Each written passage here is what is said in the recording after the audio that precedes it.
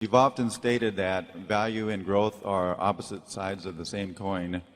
Would you care to elaborate on that? And do you prefer a growth company that is selling cheap or a value company with moderate or better growth prospects? Well, actually, I think you may be misquoting me, but I really said that growth and value, they're indistinguishable. They're part of the same equation, or really growth is part of the value equation. So our position is that there is no such thing as growth stocks or value stocks, the way Wall Street generally portrays them as being contrasting asset classes.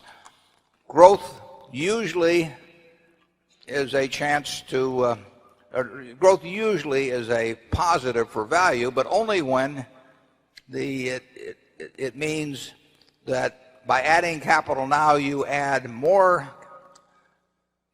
cash availability later on at a rate that's considerably higher than the current rate of interest. So there is no, we calculate into any business we buy what we expect to have happen in terms of the cash that's going to come out of it or the cash that's going to go into it.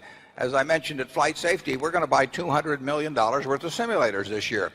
Our depreciation will probably be in the area of $70 million or thereabouts. So we're putting $130 million above depreciation into that business. Now that can be good or bad. I mean, it's growth. There's no question about it. We'll have a lot more simulators at the end of the year. But whether that's good or bad depends on what we earn on that incremental $130 million over time. So if you tell me that you own a business that's going to grow to the sky, and isn't that wonderful, I don't know whether it's wonderful or not until I know what the economics are of that growth, how much you have to put in today and how much you will reap from putting that in today later on. And the classic case again is the airline business. The airline business has been a growth business ever since that Orville took off. But the growth has been the worst thing that happened to it. It's been great for the American public, but the growth has been a curse in the airline business because more and more capital has been put into the business at inadequate returns.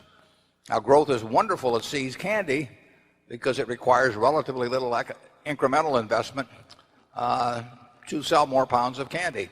So it's growth, and I've discussed this in some of the annual reports. Growth is part of the equation, but anybody that tells you ought to have your money in growth stocks or value stocks really does not understand investing.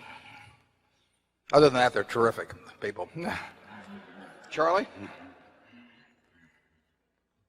Well, I think it's fair to say that Berkshire, with a very limited headquarters staff, and that staff pretty old, we are especially partial to laying out large sums of money under circumstances where we won't have to be smart again.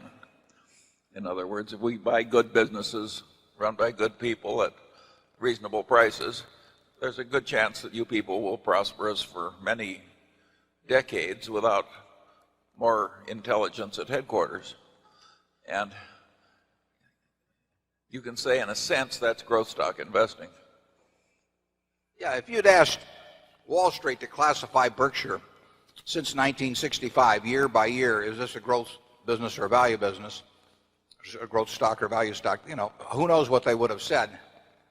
But, the real point is that we're trying to put out capital now to get more capital, or money. We're trying to put out cash now to get more cash back later on. And if you do that, the business grows, obviously, and you can call that value or you can call it growth, but they're not two different categories. And I just cringe when I hear people talk about now it's time to move from growth stocks to value stocks or something like that, because it just doesn't make any sense.